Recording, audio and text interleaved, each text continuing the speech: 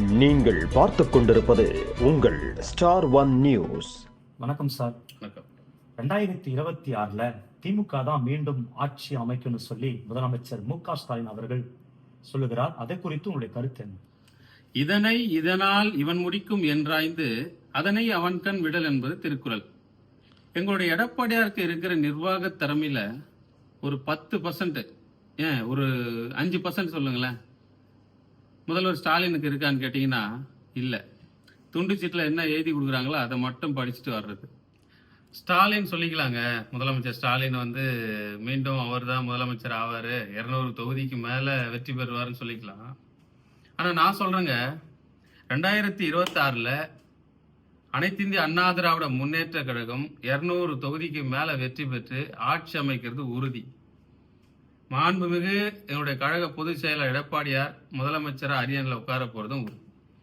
எதை வச்சு இப்படி சொல்றேன்னு கேட்டீங்கன்னா, இன்னைக்கு பொதுமக்கள் கிட்ட போயிட்டு கேட்டு பாருங்க, இந்த ஆட்சி பரவாயில்லையா இல்லாட்டி முன்னாடி இருந்த எடப்பாடியார் ஆட்சி பரவாயில்லையான்ற ஒரே ஒரு கேள்வியை சாதாரணமா முன்வைங்க. இதுக்கு வர பதில் ஒன்னே ஒண்ணு போதுங்க, மீண்டும் எடப்பாடியார் இங்க ஆட்சி அமைக்கிறாரா இல்லையான்றது இதுலயே தெரிஞ்சிடும்.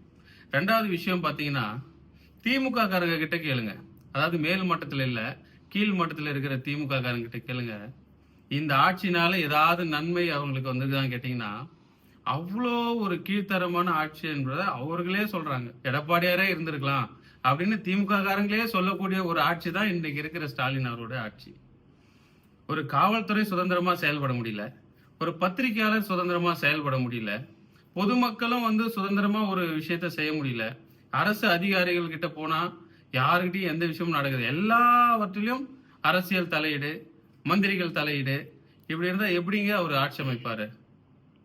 மீண்டும் 2026 எடப்பாடியார் ஆட்சி அமைக்கிறது உறுதிங்க. இளைஞர்கள் எடப்பாடியார் பக்கம் வருவாங்க. இன்னைக்கு சிறுபான்மையினர் எடப்பாடியார் பக்கம் வராங்க. 2026 எடப்பாடியார் முதலமைச்சரா உட்கார்றாருங்க. நான் எழுதி கையெழுத்து போட்டு ஸ்டாம்ப் போட்டி தரேங்க, எழுதி வச்சுங்க. 2026 எடப்பாடியார் முதலமைச்சர்.